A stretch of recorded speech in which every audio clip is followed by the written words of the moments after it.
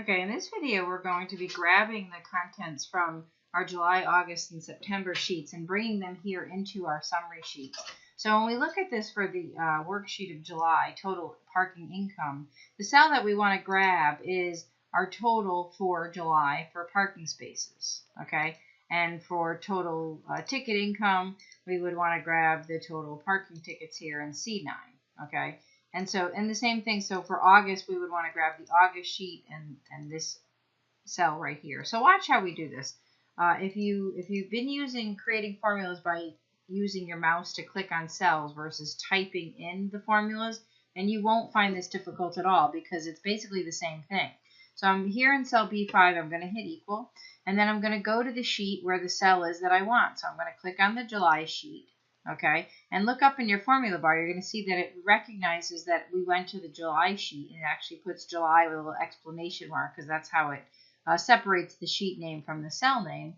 And now I'm going to click on the cell that I want. So the cell that I want is B9. So there I have equal July B9. Okay, and that's all I need. So I'm going to hit the enter key. All right, so it's pulled in that value of 19,075. So now we're going to do the same thing for August, right? So for August, I'm going to do equal. I'm going to click on the August sheet, and I'm going to grab cell B9, okay, and I'm going to hit enter. And same thing for September, so equal September, click on that, and then one of the things I find a lot of people make mistakes is they click back on their regular sheet. You don't want to do that. As soon as you're done creating the formula, make sure you hit the enter key, okay? So what's cool about this is, let's say our value for July changes, right? So let's say for whatever reason, North says, oh no, I had 2,700, right? So my value is going to change from 19,075 to 19,375. And when I go look at my summary sheet, you can see how it's automatically fed to here, okay? So it's kind of cool. So now, let's talk about this. If this formula is equal July B9, if I were to fill this across, okay, July doesn't change. The sheet names don't change. But using relative cell referencing, B9 would become C9, C9 would become D9, E9 and F9, and isn't that exactly what we want, right? C9, D9, E9, F9. So what's cool about this is now that I have these, right, I can highlight that range, and I can just fill this across, okay, and I get my number signs, which is fine. It just means I have to make my column width wider. But look here, it's now using relative cell referencing, grabbing the correct fields for each of those going across, right? See, those values are the same as what it's pulling here. So that's really kind of a nice thing.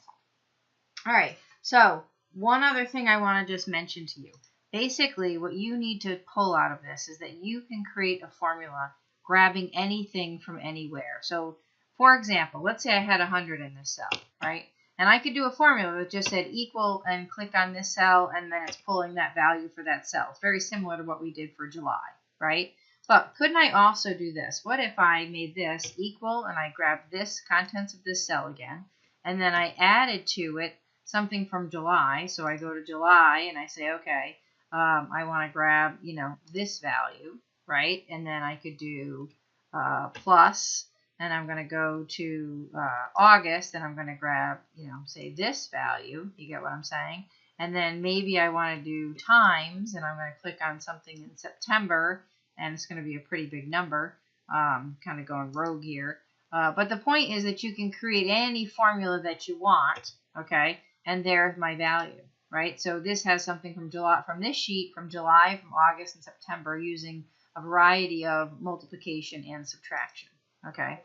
One other thing you can do is you can actually do functions across sheets as well, okay? So if I wanted to grab the contents of July, August, and September, and the total net income for each of those, right?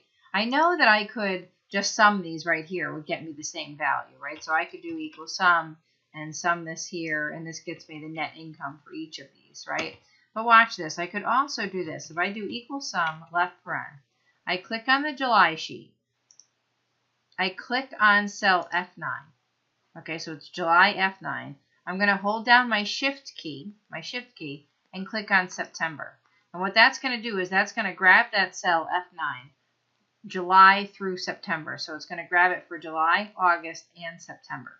Okay, and then I'm going to right parenthesis and hit enter. And you can see it's the same exact value, right? Two different ways to get the same value, but isn't this kind of cool? That you can actually do a sum function through your sheets, okay? Same thing with the average function with any of those.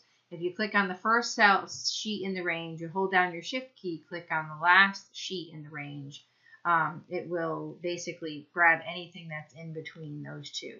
So, and I actually don't think this is something that you need for your homework assignment, but it is something that's used fairly often in Excel. And if you're enjoying Excel, I at least wanted to teach that, make sure I taught you that so that you're aware of it. I think everything else that's covered in this chapter is things that we've sort of already touched on. You know how to do the total style, right? So like if I wanted to do, if I wanted to do my sum function for each of these, right, and then fill this across, you know how to make it the total cell style by clicking here and going to cell styles and picking total. So that's part of the chapter. And the other thing that's in it is creating bar charts. And we talked all about charts last week. So I'm not going to show you again how to do that. But just keep in mind, because a lot of people do get confused, there is a difference between column charts and bar charts. Okay, so when you look at charts here, you see column charts are going up and down, but bar charts are going left to right. So just be mindful of that. Make sure that you're aware of whether you're supposed to be doing a column chart or a bar chart. Okay? All right, that concludes this chapter.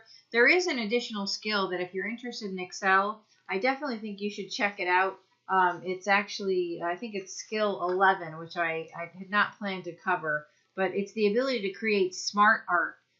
It's really easy to do. It's a lot of fun. It's located right here on the Insert tab, okay? And there's a variety of different types of smart arts that you can create. So you can create like hierarchy charts, pyramid charts, think food pyramid, right? Different lists, and it's pretty easy. If you're interested in it, happy to create a video for you and share it with you.